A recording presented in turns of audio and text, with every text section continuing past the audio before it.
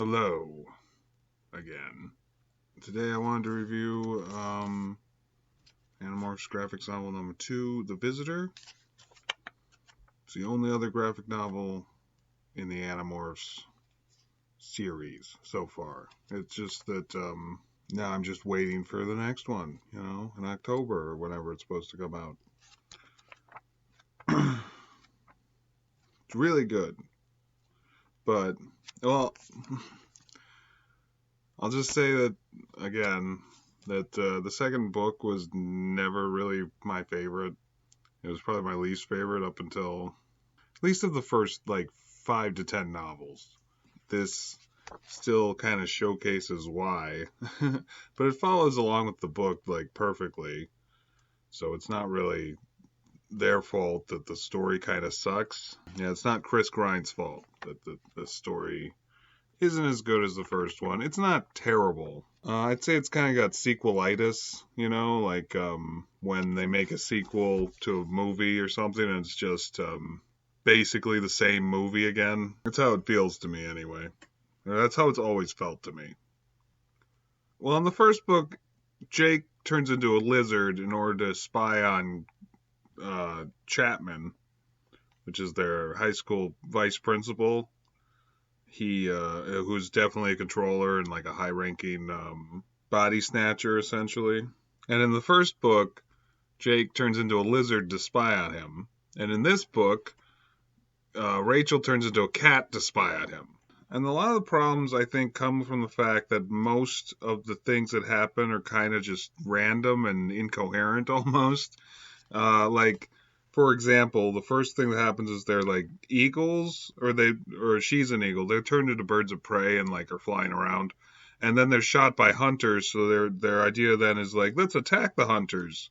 Even though all these controllers are looking for animals acting weird because they think they're antlites or whatever, and antlites can morph. And then she runs into the hunters again, and one of them's chasing after her. Just because she's pretty or whatever, and then she runs down an alleyway and here's a picture of it. She turns into an elephant to scare him off, like an elephant girl. And it's that's so unsafe. Don't you know you're gonna get caught if you keep doing shit like that? And I think Jake yells at her later, but this is like I said before, Jake might be the leader, or everyone kind of agrees that Jake's the leader even now, but nobody listens to him. And also she's dishonest with Jake. That's the other thing. Oh, and then she turns into a shrew to get a cat out of a tree because they're turning to this cat because it's the pet of it's Chapman's pet. And that's just stupid. It feels you have a bird of prey with you. Can he get the cat out of the tree, or at least scare him to jump out or something? It's yeah, let's turn to a shrew, and then maybe I can die. If the cat gets me, before you can get the cat and the cat gets me, I'll die. It's such a horrible plan, but everyone's okay, I guess that's what we're doing. I feel like there was something else that just annoyed me. Actually, the spy, her going in as a cat and spying on him, and it happens again a second time. Oh, that's the thing. The first time, Visitor 3, contacts, because she follows Chapman down to the secret room where he can where Visitor 3 contacts him, and Visitor 3 is the alien leader, and he sees the cat and he's oh, maybe it's an antlight, kill it right now. And Rachel doesn't tell anyone that happened. She's just oh, I gotta go back in because my friend Chapman's daughter is sad. And like I said yesterday, I think Rachel's my favorite character, so it's a little bit that's the reason, I don't know. It's just because she's such a badass otherwise, because of something so petty, and just you could have had a better reason for a lot of this. And it feels like such a side story too, that all just goes horribly wrong because they all make mistakes. Oh, that's another thing. Later on, Jake morphs a flea because she's going in again, and Jake's I knew you weren't being honest with me, because she really should have just been honest with him. But he morphs a flea, which is useless, the most useless thing you can do. He even explains, like, I can't see anything. All I know is that I'm on you because you're a cat, because fleas can't see. I think they're basically blind. And it's just like, of all the things you can morph, a flea is maybe the most useless. Oh, and then the thing at the end, they like get captured and they're almost put on the thing, and it's like they like create a distraction with what do you call it? A steamroller? No, a bulldozer, right? And I don't know, that I felt was kind of weird because like why would you do that when you can morph into like powerful animals and just start attacking people? But it's like no, let's create a distraction with a bulldozer, and that somehow works. Just kind of I don't know. Just after how strong the first story is, this story is significantly weaker. When I was a kid, my mom bought me the first 3 books, and I think if I had only read the first 2 books, I didn't have the 3rd book, I might not have read the 3rd book. But because they had the first 3 books, and the 3rd book is really good, from what I remember. Can't wait for the graphic novel, because it was a really good one.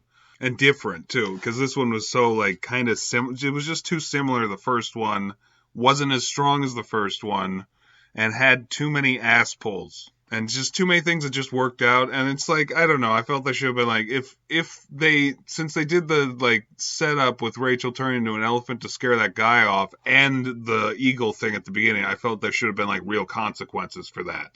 That would have made everything else forgivable, just from that aspect with the hunting guys, the drunk jerks in the woods. But there weren't any consequences. It was just like random crap. And Rachel is particularly like not dumb, but just like she doesn't behave within her best interest or the interest of the Animorphs. So maybe that's kind of to show that she wants to work independently or something of them, and like maybe she has to learn teamwork or something. But that's not even shown here, that like she doesn't learn her lesson by the end or anything.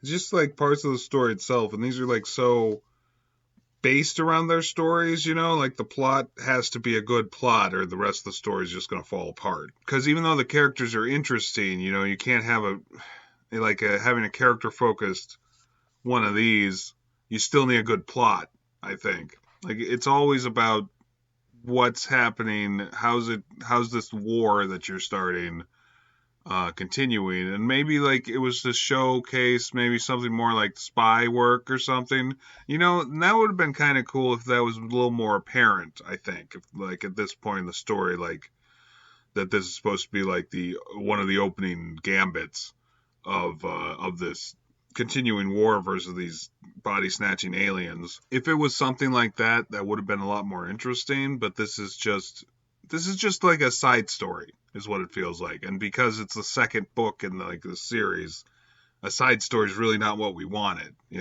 Like that could have been maybe like at book 12 instead of book 2, that might have been a better point to have something like this.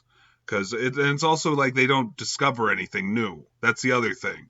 Like in most of the books, they always like discover something new, and that creates the next plan of action for them. In this case, it's just like retreading over the same information we learned in the first one. But yeah, just treading over the same ground and not really doing anything new or giving us new information. And they didn't ghostwrite anything until much later, but this almost feels like a ghostwritten one of the ghostwritten novels. It's kind of just random and not well thought out.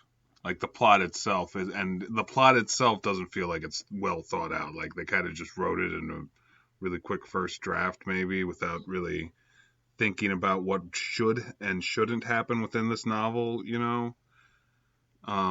It's probably just like, well, we need one where Rachel's the thing. What if one of her friends is Chapman's daughter, and go from there? But as a graphic novel, and that's the thing too. A positive is that like I felt like right at the end when they capture her, that kind of where the horror element came here and was different from the horror elements in the first one, which was mostly just grotesque body horror in a lot of ways. But here is a bit more like psychological horror, because she gets captured and Jake's on her and you're like, oh God, what's going to happen to him? But then when the way they get out of it, I mean, it does like kind of make it very tense for a few pages. Or, well, a few pages in this. It was probably like two chapters in the original book or something like that. I feel that aspect of it works really well. The way that it finishes with like the bulldozer distraction and everyone just runs away pretty much. It's just like very anticlimactic, I guess. I'm a little extra disappointed about that just because it's Rachel's first book and it's just so like lackluster considering how badass she is most of the time.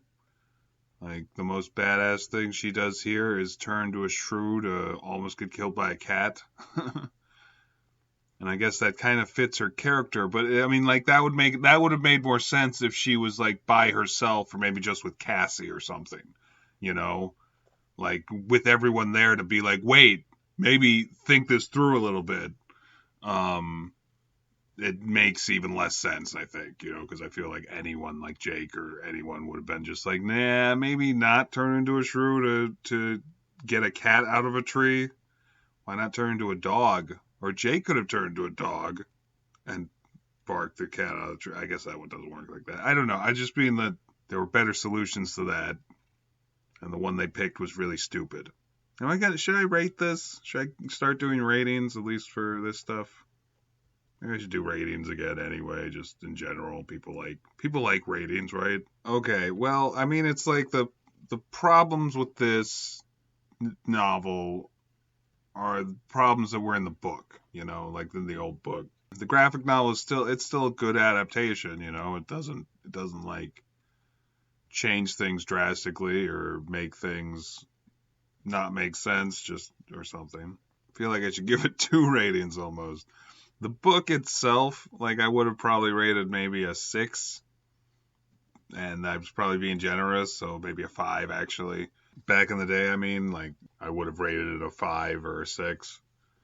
But graphic novel, I would say the graphic novel is better because being able to see it acted out and everything and makes it a little bit better, but also that it's a perfect adaptation of the novel. Oh, hey, kitty. It's my cat. She really doesn't like it when I do anything that's not pet her. She's also 20, almost 21 now, or 20, what year is it? She was born in 2000, so it's easy to keep track of her age. But she's 21, she'll be 22 in September. Right, kitty? Yes. I'd probably give this an 8 out of 10. And the only reason it's not a 10 out of 10 is just because it's the story isn't as good, and that's really not the fault of the person who's making the graphic novel. It's still very entertaining, even though there's things that like annoy me about it. I would say it's still a very entertaining read, and has some good parts. The best part is probably just when it gets really tense after Chapman catches her and puts her in a cage. Though the what happens after that isn't as good as that, which is unfortunate. But that's the thing. That's the other thing that kind of bugs me about it, because outside of like knowing what the new morphs are people get, that was always a big thing when I was a kid. I know, just being like, oh, what morph did they get this time or whatever. You could probably just skip this one again, and it's the second novel, so that just doesn't fit with how tense things got after the first novel.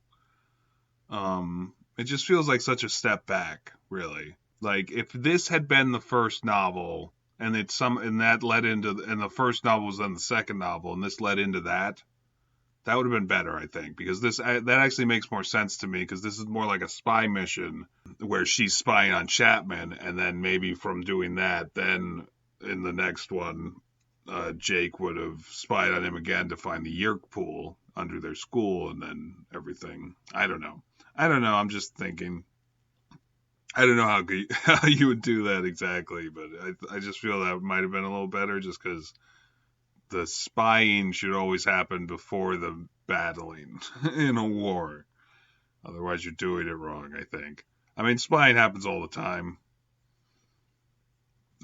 Throughout wars, right? And before wars. And after wars. Good old countries. I guess I'll end it there and just say, like and subscribe if you liked and want to subscribe. I don't know. Yeah, it's bad. And I might start reading the novels. Just because this guy made me go like, oh yeah, like maybe I'll read them and review them. They're quick and easy to read. Yeah, I'll think about it.